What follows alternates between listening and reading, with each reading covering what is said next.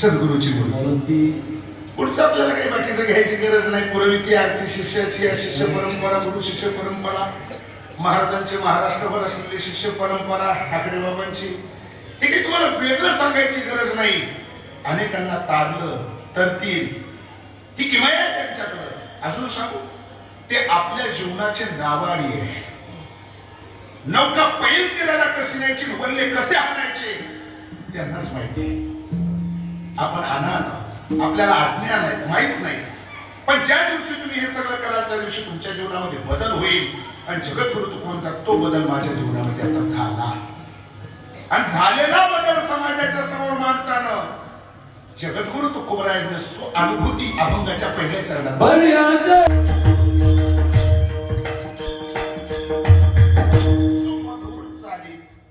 गोड आवाजात तुम्ही गायलेल्या सुंदर चालीनं शेवेला घेतलेला अभंग जन्माला आला. बळ्याचे अंकित आम्ही झालो बळीवंत, बल संपन्न भगवान परमात्म्याचे आम्ही अंकित झालो. या दुबळ्या जीवाचा त्या देवाने स्वीकार केला. आणि आता आम्ही लोकांना सांगू आम्ही बळीवंत झालो, बळीवंत झालो, बळीवंत झालो. महाराज, ज्यानं तुमचा स्वीकार केला त्याच्या जवळचा गुण तुम्हाला लागला. महाराज म्हणता हो, आम्ही देवानं आमचा स्वीकार केला तो आम्ही वेगळे राहिलो नाही. महाराज, म्हणून तुमच्या जीवनामध्ये तुम्ही कुणाच्या समीप आहात, कुणाच्या सानिध्यात आहात याच्यावर कुछ काही डिपेंड आहे. म्हणून देवाच्या बरोबर आहात, देवाचं सानिध्य तुम्हाला लाभलं, देव व्हाल. चुकीच्या ठिकाणी जर तुम्ही त्या ठिकाणी आपलं आयुष्य व्यतीत केलं, एखादा अवगुण असेल तर तो अवगुण तुम्हाला स्पर्श करेल. थोडं व्यवहारातलं बोलू, ढवळ्या शेजारी पावला बांधला वान नाही पण गुण लागला. तुम्ही ज्याच्या बरोबर जाल तसा तो गुण लागतो. आणि देवाचा सानिध्य केला, आम्ही देवाचे झालो. आणि देवानं आमच्या भक्तीचा विचार करून आमचा स्वीकार केला. आणि आता आम्ही बळीवंत झालो, बळीवंत झालो, बळीवंत झालो. महाराज, तुम्हाला ते बळ मिळालं कुठून? आणावं लागलं नाही केंद्राच्या राज्याच्या कोट्यातून. कारण तो स्वतः बळाचा निर्मिता. यदा दित्यगतम तेजो जगत भासते ते खिलं. सर्व जगाला शक्ती ऊर्जा पुरवणारा अदृश्य तत्व आहे. त्या तत्वाला आम्ही पांडुरंग म्हणतो. आणि त्याच्याकडून आम्हाला ही एनर्जी मिळाली. म्हणून तर वेळ आपली झाली. पण जाता जाता सांगतो, बळीया माझा पंढरीराव आणि तो हा देवाचाही देव. माझा पांडुरंग परमात्मा सर्वांना बळ पुरवतो. त्याच्याकडे कुठलीच कमतरता नाही. ऐका, यशस्वी औदार्य ज्ञान वैराग्य ऐश्वर हे साही गुण वैद्य देतात तो भगवंत. ही व्याख्या आहे त्याची, हे त्याच्या उपाध्याय आहे. आणि त्याच्या जवळचा गुण तो त्याच्या भक्ताला देतो. म्हणून सहाही गुण त्याला भगवान परमात्म्याने त्याच्या भक्ताला दिलेत. मी जास्त लांबट करत नाही, पण यशे थोरविला मार्गवती. आणि महाराज, विभीषण केलं लंकापती. म्हणजे लंकेचं अधिराज्य विभीषणाला दिलं. आणि यश नावाचा गुण माझ्या हनुमंतरायाला दिला. बाकीचे कोणते गुण कोणाला दिले ते नंतर कोणाला तरी विचार. आणि हाताला म्हणजे याचा अर्थ असा आहे, तो देतो देतो आणि देत आला. मग त्यातलं आम्हाला काहीतरी मिळावं असं जर वाटत असेल तर समीप जा, त्याच्या जवळ जा, त्याच्या साधना करा त्याची, देव स्वीकार करेल. मग आम्हाला त्याच्याकडनं बळ मिळालं. आणि त्या बळामुळे आमच्याकडे काहीच नाही, पण त्याचा पाठिंबा मिळाल्यामुळे आम्हाला सगळं मिळालं. मग याला काही एखादा दृष्टांत देता येईल का? हो, देता येईल. थोडं लांबट होईल पण करतो अतिक्रमण. सगळ्यात महत्वाचं ते बळ मिळाल्याच्या नंतर मग त्याला दृष्टांत दिला साधू संतांनी. पोरगी गरीबाची, बापाच्या घरी 18-20 दारिद्र्य, खायची पंचायत. पण ब्रह्मदेवानं फुरसत मध्ये बनवलं. म्हणजे देखणी होती, बिना ब्युटी पार्लर मध्ये जाता. इतकी सुंदर होती. आणि सुंदर मुलगी ती कुणाला हवी हवीशी वाटते. एका श्रीमंताच्या राजाच्या पोराचं लक्ष गेलं झोपडपट्टीतल्या त्या पोरीकडं.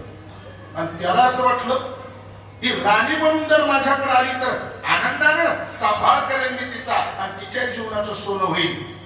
मध्यस्थीनं मध्यस्थी केली. आणि झोपडपट्टीतली गरीबाची मुलगी राजाच्या पोरानं केली. आता त्या झोपडपट्टीत असलेलं दारिद्र्य तिच्यासाठी राहील का? महाराजांनी कोण कौतुक केलं म्हणा, दुर्बळाची कन्या, दुर्बळाची कन्या.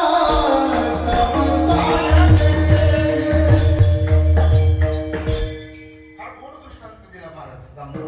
दुर्बळाची कन्या समर्थान केली. आणि अवदासा निमाली दारिद्र्याचे तिचं दारिद्र्य गेलं. तद्गत देव भक्त दोन्ही एकरूप झाले आणि मुळीची संचले जैसे तैसे नान एक आणि बाजू दोन आहे. देवते संत निमित्ताच्या प्रतिमा. बस म्हणजे याचा अर्थ असा आहे, देवानं स्वीकार केल्याच्या नंतर अगदी साहजिकच आहे तो माणूस त्याचे गुण त्याला लागतात. म्हणून त्याला व्यवहारातला दृष्टांत जुन्या कीर्तनकाराने दिला. त्याच्या अगोदर तुम्ही ऐकलात, कारण तुम्हाला परमार्थाचा आमच्यापेक्षा हजारो पटीने अनुभव बसलेल्यापैकी महाराज तुम्हाला सगळ्यांनाच आहे. गुण असा असतो बुवा, महाराज एखाद्या शाळेवर शिक्षक बीएड वाला शिक्षक म्हणजे मास्तर आहे. लग्न केलं सुदैवानं, नात्यागोत्यातली मुलगी केली, त्याला नोकरी नाही, त्याला नोकरी नाही. बदली झाली कुठेतरी दुसरीकडं, सकुटुंब सपत्नी तो तिथे राहायला गेला, रूम घेऊन राहायला लागला. बघता बघता आमच्या माता भगिनीचा परिचय झाला आणि तिथल्या माता भगिनीनं बचत गट स्थापन केला. बचत गटाच्या अध्यक्ष म्हणून, अतिथी देव म्हणून मास्तरच्या बायकोला अर्थात मास्तरीन बाईला गटाचं अध्यक्ष केलं. मीटिंग झाली, फाईलवर सही करायला सगळ्या लाडानं बचत गटाच्या बाया आल्या. मास्तरीन बाई कराना सही, ती म्हणजे लावाना सही, अंगुठा छाप. मग हा सिंबॉल तिला काय मिळाला? ती मास्तर पतीशी अंकित आहे म्हणून मास्तरीन आहे. तिला क ख ग घ गुणाकार भागाकार बेरीज वाजाबाकी कधीच आलं नाही, पण तरी मास्तरीन का? मास्टर पतीस. कोणत्या गुन्ह्याला कोणता कायदा, कोणती पळवाट, काहीच अक्कल नाही, पण तरी वकिली, कारण वकील पतीशी अंकित आहे.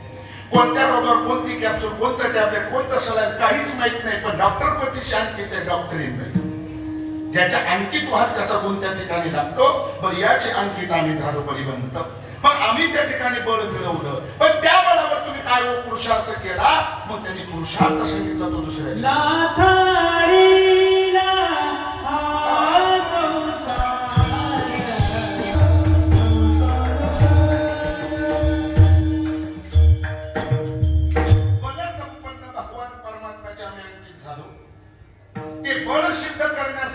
पुरुषार्थ सांगितला. आम्ही त्यांच्या अंकित झाल्याच्या नंतर आम्ही संसारला ढाळला. कोणता संसार? दोन प्रकारानं सांगितलं महाराज. भौतिक संसार सांगतो, बंगला, घर, गाड्या, घोड्या, माड्या, सत्ता, संपत्ती, लोकेशन, मान, प्रतिष्ठा, सन्मान, हा भौतिक संसार आहे. आणि आध्यात्मिक संसार आहे पुनर्पी जनन, पुनर्पी मरण, पुनर्पी जननी, जठरे शयनम, हे संसार आहे. खरं दुस्तारे पुढचं तुमचं पाठ आहे. मग आम्ही कोणता संसार? जन्म मृत्यूचा संसारला ढाळला. भौतिक संसाराकडे आम्ही गुंतून पडलो नाही. जाळोनी संसार वैशलो अंगणी. बळ सिद्ध तेव्हाच होतं, त्या बळावर काहीतरी पुरुषार्थ केला जातो. त्या बळावर काहीतरी पुरुषार्थ केला जातो. जगद्गुरु तुकोबरांतात आम्ही हा पुरुषार्थ जीवनामध्ये जपला आणि तो संसाराला ढाळला. बाहेर आलो संसारापासून, अलिप्त झालो संसारापासून, संसाराला आम्ही लाथाळलं.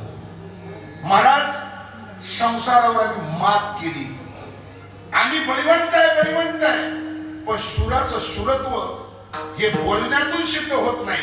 एखादा म्हटलं मी फार मोठा पैलवान आहे, जाईल तिथं माती खातो, पैलवान कसं? बरोबर आहे. कधीतरी त्यानं रेवड्या तरी शिकवावत ना. बरोबर आहे. नारायण बाकीचं सोडा, दिल्ली तर बहुत दूर आहे. महाराष्ट्र केसरी बाकी भाव आहे, पण कधीतरी पहिलवान आहे ना, त्या पहिलवानकीवर त्यानं पुरुषार्थ केला पाहिजे. मग तुम्ही बलवान आहे, बळ मिळालं, त्या बळावर तुम्ही काय पुरुषार्थ केला? मग त्यांनी सांगितलं की संसारला ढाळला. आणि खरा शूर तोच आहे असं संत म्हणतात. जिंकावा संसार आणि येणे नावे तरी शूर, येण काय ती बापुडी, की अहंकाराची घोडी. ज्या संसारानं अनेकांवर कुरघोडी केली, पाठ्यानं तो संसार जिंकला. त्या संसारावर आम्ही मात केली. मग संसार आम्ही जिंकला. काय जिंकला? कळाला म्हणून सोडला. कळत नव्हता तोपर्यंत डोकं त्याच्यात घालत होतं. आता कळाला.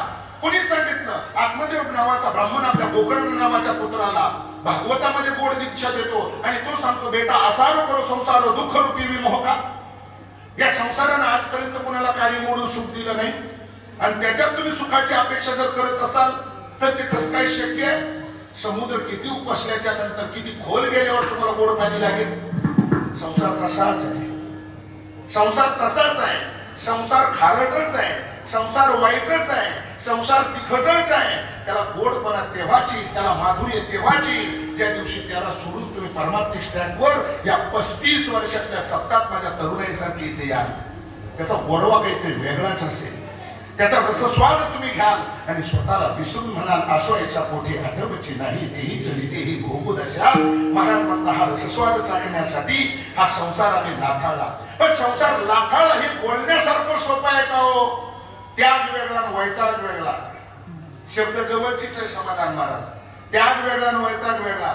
अशा गप्पा मारणारे, त्यागाच्या गप्पा मारणारे चौकात भेटतात. महाराज लई कष्ट केले, देवानं भरभरून दिलं, नातू पण तू नात सुनार सगळा परिवार डोळ्यानं पाहिला, 4 पिढ्या पाहिल्या. आता काहीच करायची गरज राहिली नाही. आता संसारात काही डोकं घालायचं काम नाही. मग सप्ताह कमिटीतली तरुण पिढी गेली, त्यांनी सांगितलं बाबा 6 दिवस झाले जरा विण्याची पंचायत होती बुवा, मग कमीत कमी तुम्ही येऊन तेवढा विणा वाजवायचं काम करा. म्हातारा म्हणतो नातू राहत नाही ना, म्हणजे याचा अर्थ काय?